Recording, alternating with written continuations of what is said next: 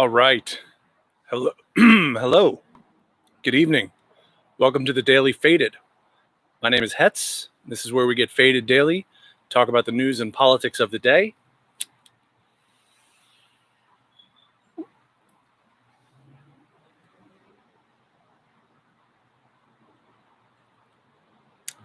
Please join me. Have a toke, or take a sip, or do whatever it is you do to relax at 11 o'clock Eastern, 8 o'clock Pacific. Today was a big day in the political world. Boy, that was really lame. Again, welcome to the Daily Faded. Today is August 11th, 2020. Will creepy Uncle Joe sniff Kamala's hair on stage? This is the question all of America is dying to find out the answer to. Can he possibly hold himself back from sniffing that luscious, beautiful hair of Kamala Harris's? I think I can picture him right now, standing next to her, thinking about the hair. It smells awfully good from afar. I can see it. Hopefully Joe Biden will not sniff her hair. So, Kamala Harris. First of all, I'm not surprised that Kamala Harris is the VP pick. She's pretty much who I expected Joe to pick. And congrats to Kamala Harris. This is a super big deal. And, she's the first African-American woman to be a vice presidential nominee. Not the first African-American woman to run for the White House. That was Shirley Chisholm, I believe. But that shouldn't take anything away from it. It's a really big deal for a black woman to be on the ticket. It's a really big deal for an Indian American woman to be on the ticket.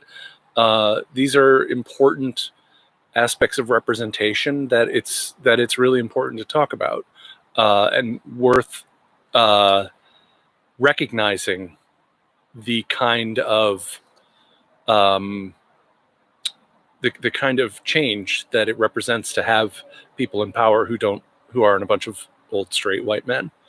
And look, I saw Kamala Harris speak in Los Angeles at a college in, I don't know, January or February of last year, maybe March, I don't know, someplace in there.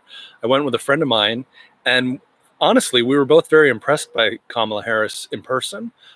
She made a compelling case for herself, and she came off as very real. That said, an activist gave me a Medicare for All sign, which she was a co-sponsor of. And I was standing in line with my Medicare for All sign, and they took it away and replaced it with the Kamala sign. And I went, But no, I said to my friend that day, I said, Kamala Harris is going to be on the ticket one way or another. Now, that said, I at the time thought she might be, throwing away for Bernie to throw the centrists a bone when Bernie ran. But how did that work out for me? Bernie's not the candidate. And it turns out Bernie has said he would have nominated someone who was progressive. So he probably would have nominated someone like Nina Turner, who I would much rather see on the ticket with Joe Biden than Kamala Harris.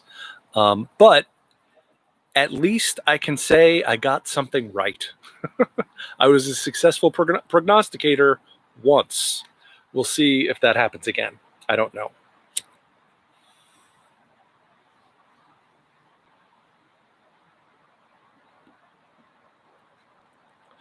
But let me be clear.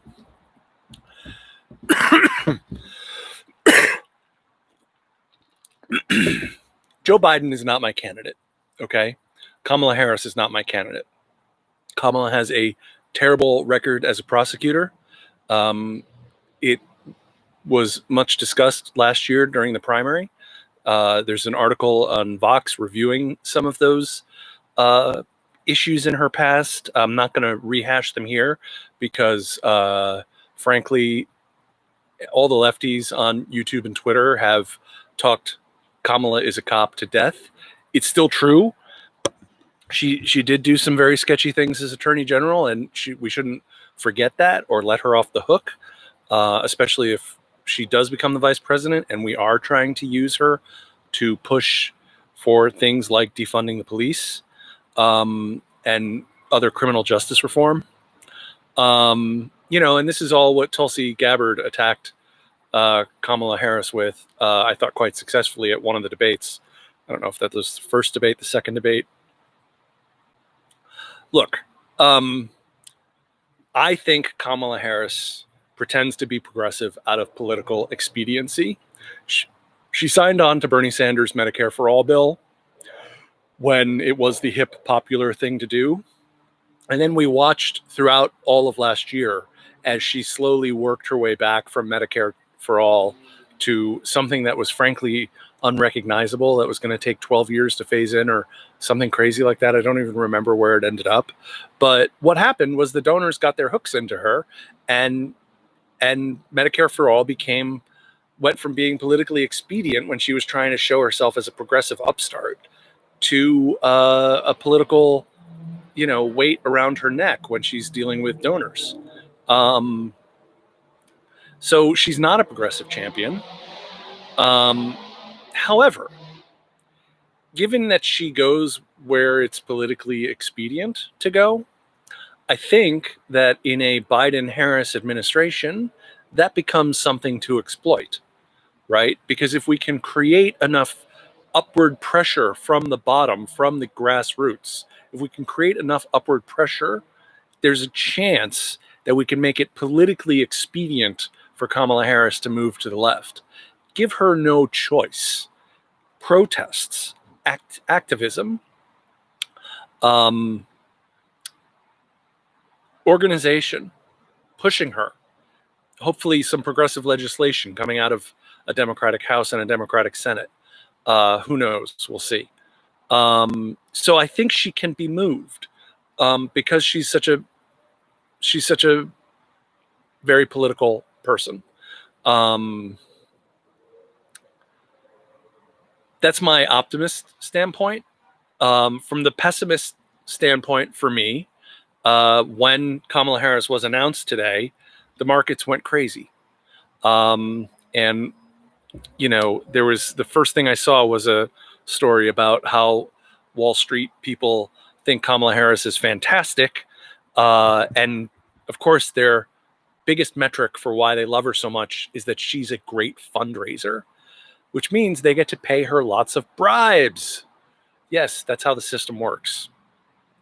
So my optimist be damned, my pessimist is very concerned about Kamala Harris as a VP. So, we'll see. If we can't move her, we'll have to primary her in 2024, or primary Joe Biden in 2024, or primary anybody in 2024, and do everything we can between now and then. All that said, I'm not convinced that Kamala Harris is a bad choice politically for Joe Biden to pick as his VP on his ticket. It had come down to Kamala Harris, Karen Bass, or Susan Rice. And, I would have liked Nina Turner. I would have liked Barbara Lee. Hell, I would have preferred Elizabeth Warren. But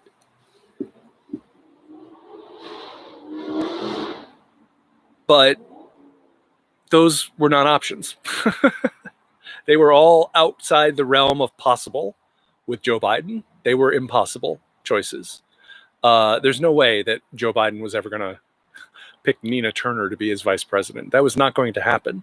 So the Kyle Kalinskis of the world were fooling themselves when they toyed with fantasies about a progressive vice president with Joe Biden. That was obviously never going to happen because he doesn't want a progressive, and because he's all about working with Republicans. He's built an entire career out of working with Republicans to do things like the crime bill, to do things like destroy welfare, to do things like pass NAFTA, permanent normalized trade relations with China, the Patriot Act, over and over and over again, the Iraq War. Joe Biden has worked with Republicans. You can't find Joe Biden working with progressives because it doesn't exist. So the only people who were choice were the three people that we had a choice from.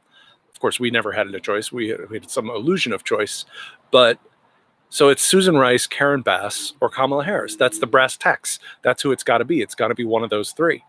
So what do I think politically about Karen Bass and Susan Rice? Well, let's start with Susan Rice, because she's a fucking nightmare. She is a hawk.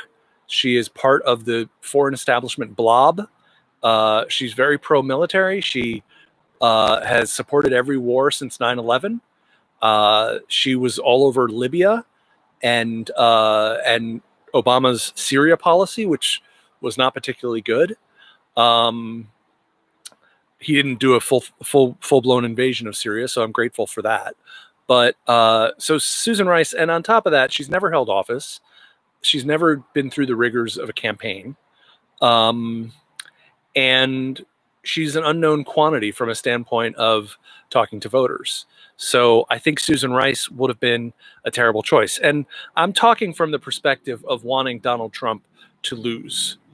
You know, I really want Donald Trump to lose as much as I don't want Joe Biden to win.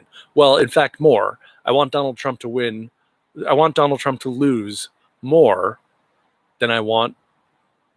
Then, hold on a second.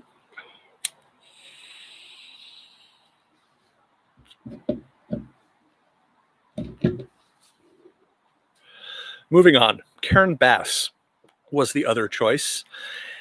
Now, I have to admit, I didn't really know who Karen Bass was. I had heard her name before. I probably should have known who she is because she's somewhat progressive and she's from California, and I'm live streaming now from Los Angeles.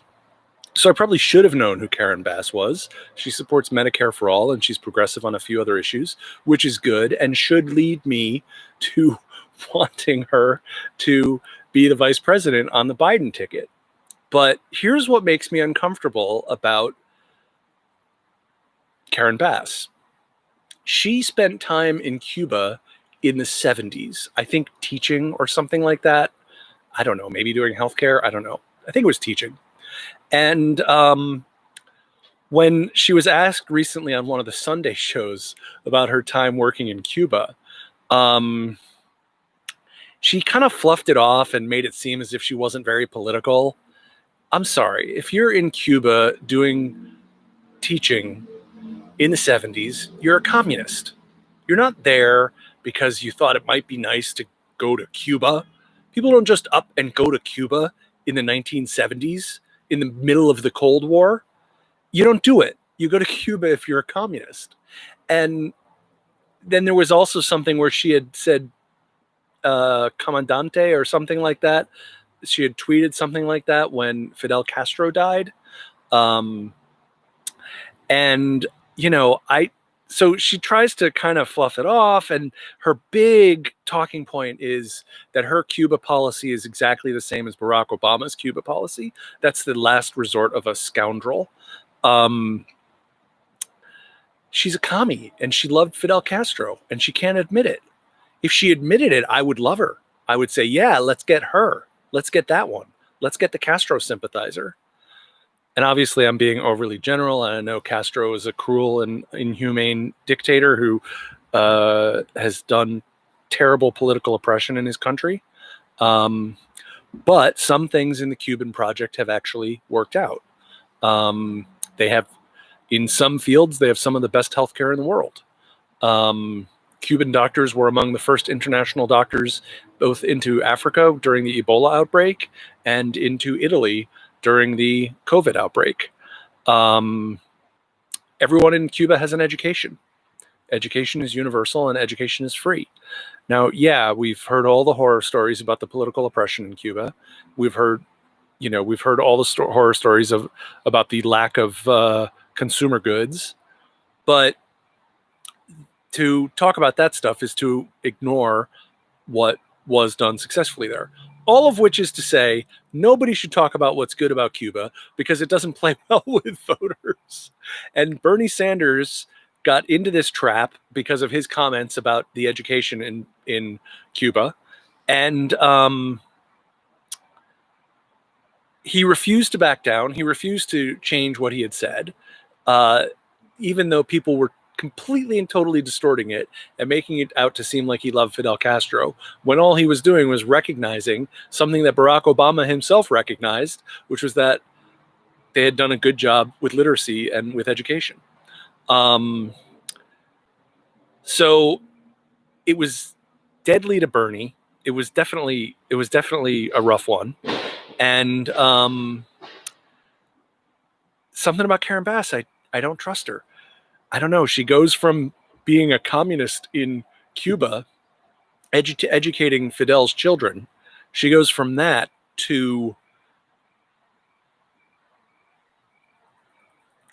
playing the game to be the vice presidential pick for a moderate Republican in Joe Biden, or what was once upon a time called a moderate Republican. So it was between the commie who turned into a capitalist and the total neocon hawk. I think both of them bring electoral liabilities, and even though her presidential campaign was completely unsuccessful, totally aimless, rudderless campaign, I do think Kamala Harris is the best choice. It was down to those two or Kamala Harris. And also, the other thing about Susan Rice is, let's face it, Susan Rice gets a lot of people killed. We do more wars. We go do Venezuela. We go do... Maybe we just go into Yemen. Who knows? Who knows?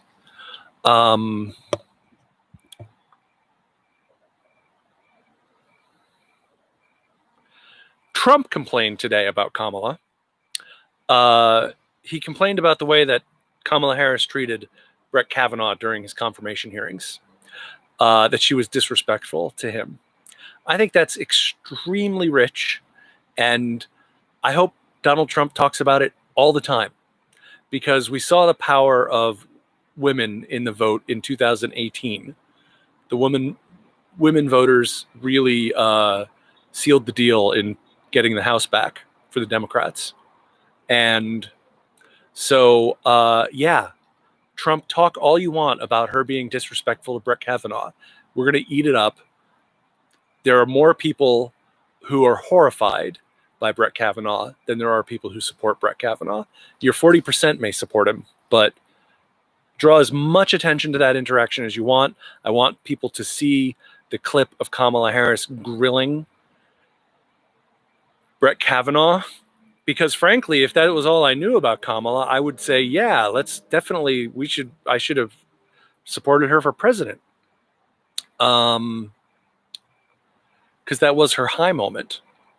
Here's the thing about Kamala Harris, and I think I'm going to go through a few other reactions, because I think the reactions across the board on this have been pretty interesting, from the far progressive left to the elected progressive left, to Trump. But here's the essence, to me, this is the essence of Kamala Harris. In this campaign, she plays a very particular role in this campaign. She is going to play a very particular role. Kamala Harris is a trap. She's a trap for Donald Trump, and she's a trap for the Republicans. She is a woman. She is a black woman, and she is a prosecutor.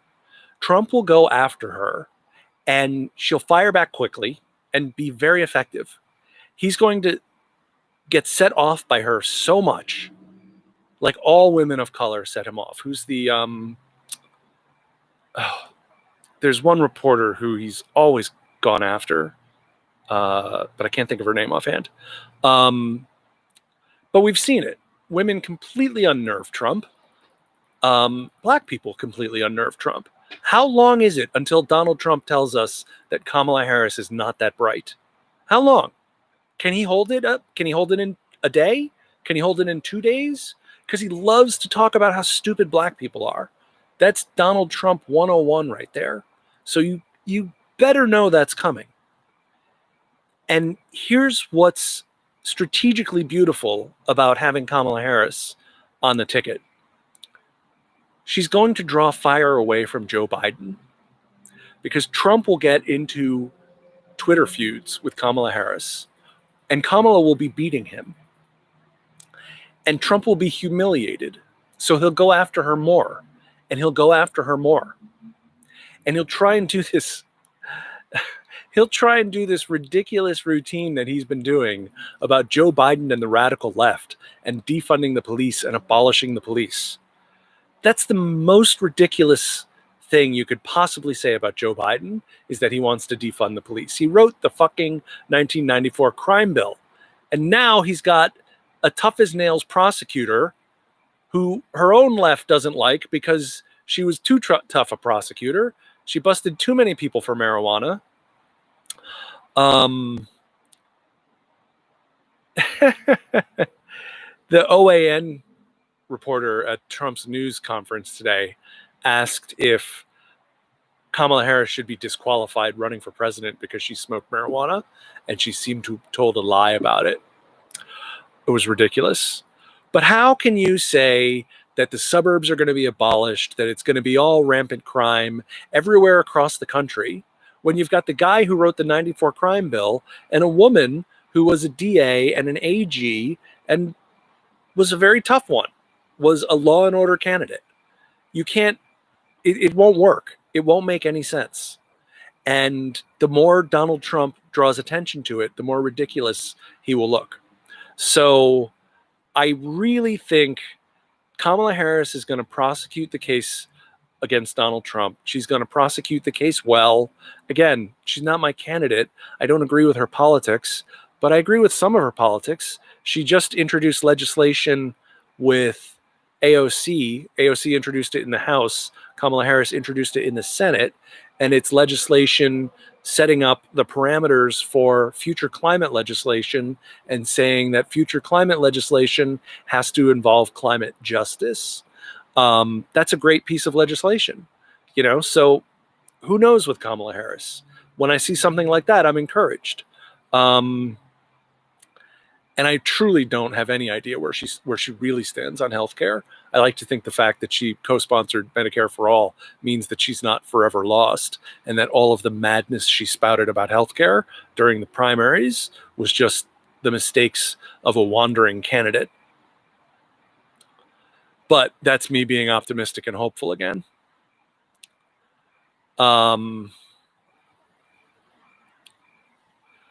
Interestingly, Kamala Harris's selection means the Democratic ticket will not have someone with an Ivy League degree for the first time since 1984. And per my wife, there won't be a debate between Pence and Kamala because he's not allowed in a Zoom meeting alone with a woman. So I wanted to read a couple of responses that I saw to the Kamala Harris pick. And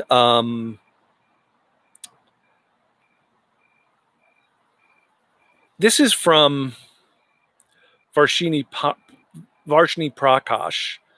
I should be able to say her name. Varshini Prakash, the Sunrise Movement co-founder. Statement from Varshini Prakash on Kamala Harris as Joe Biden's vice presidential pick. Throughout the course of her campaign for president, Senator Kamala Harris showed her responsiveness to active and movement pressure to make climate a top priority and demonstrated her willingness to be held accountable. She took our no fossil fuel money pledge, ran on the Green New Deal as a core part of her platform, and mentioned it more in the presidential debates than almost any other candidate. Notably, she was one of the first candidates to publicly commit to abolishing the filibuster in order to make the Green New Deal the law of the land. She took on big oil as California Attorney General. I did not know this. Has consistently shown a strong record on ensuring environmental justice for Black, Brown, and poor communities, and has worked together with frontline communities, environmental justice organizations, and Representative Ocasio-Cortez over the course of the last year to develop legislation that would ensure Green New Deal investments benefit and prioritize those communities. That's what I was just talking about. Over the past few months, our country has had a reckoning over issues of policing and racial justice, and our movement has taken to the streets alongside allies, demanding transformative change. As a young Indian American woman, I am holding the significance of this moment to see the first mixed-race Black and Indian woman on a presidential ticket. I'm also deeply aware of Senator Harris' record as prosecutor and the ways in which a number of her decisions harmed communities of color, which our movement has spoken out about in the past and will continue to. We hope that she has learned from her past mistakes and continues listening to the activists who have taken to the streets as she has joined alongside them. Our movement remains committed to defeating Donald Trump and Mike Pence this November and hope to hold her accountable in office, just like we will with Joe Biden. Let's do our part to end this era of chaos and defeat Republicans up and down the ballot. Then let's turn up to make a Biden-Harris administration lay the groundwork for a Green New Deal. So this is one of the interesting strains in the responses today, is the elected progressives are all congratulating Kamala Harris, and they're all exhorting her to be a progressive champion, which I think is good. Let Kamala Harris hear it as much as possible, that we would all love for her to be a great progressive, and then try and hold her to it. Now, that's different from a lot of the online left, the Twitter left, and the YouTube left, who, for the most part, thoroughly dislike Kamala Harris. And as much as they dislike Kamala Harris, they really loathe the K-Hive, who out Bernie the Bernie Bros by a lot. So there's no love lost between a lot of progressive voices and Kamala Harris, which now we'll see a little bit of that. Brian Schwartz from CNBC tweeted, "New Wall Street executives are cheering on the choice of Kamala Harris as Joe Biden's running mate. Signum Global told clients moments after the pick that they should rest easy on the idea of Biden sprinting too far left. They raved about her fundraising prowess."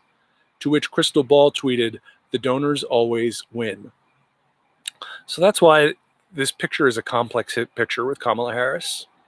Bernie tweeted, "Congratulations to Kamala Harris, who will make history as our next vice president. She understands what it takes to stand up for working people, fight for health care for all, and take down the most corrupt administration in history. Let's get to work and win."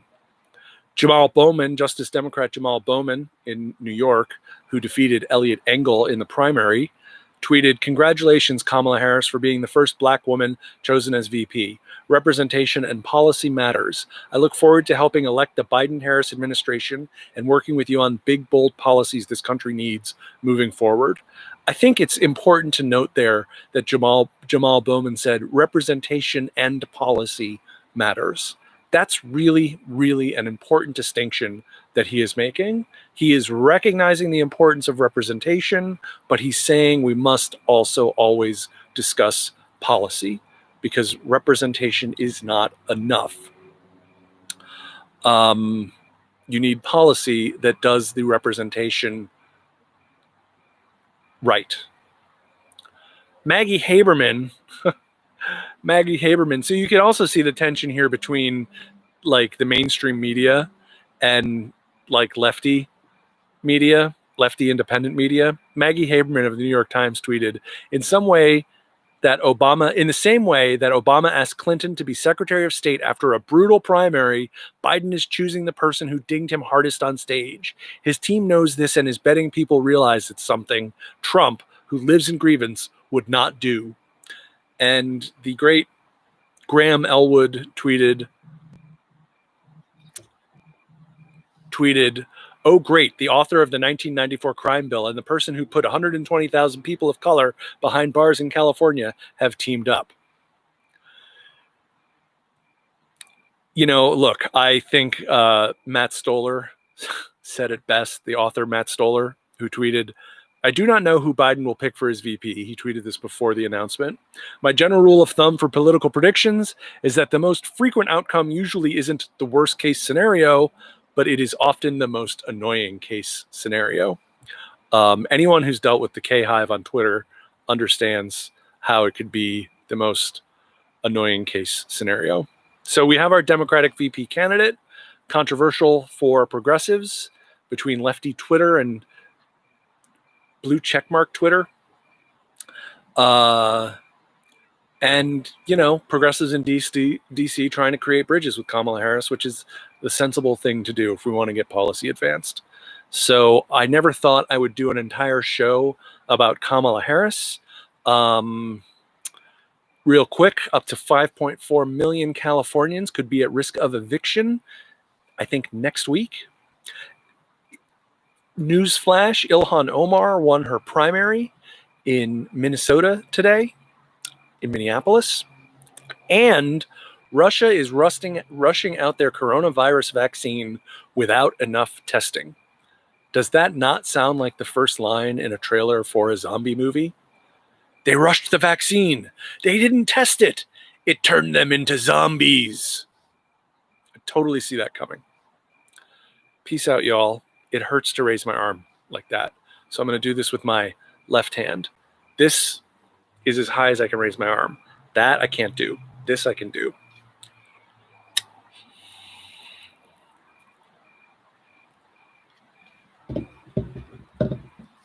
Peace out. See you tomorrow night, 8 o'clock Pacific, 11 o'clock Eastern.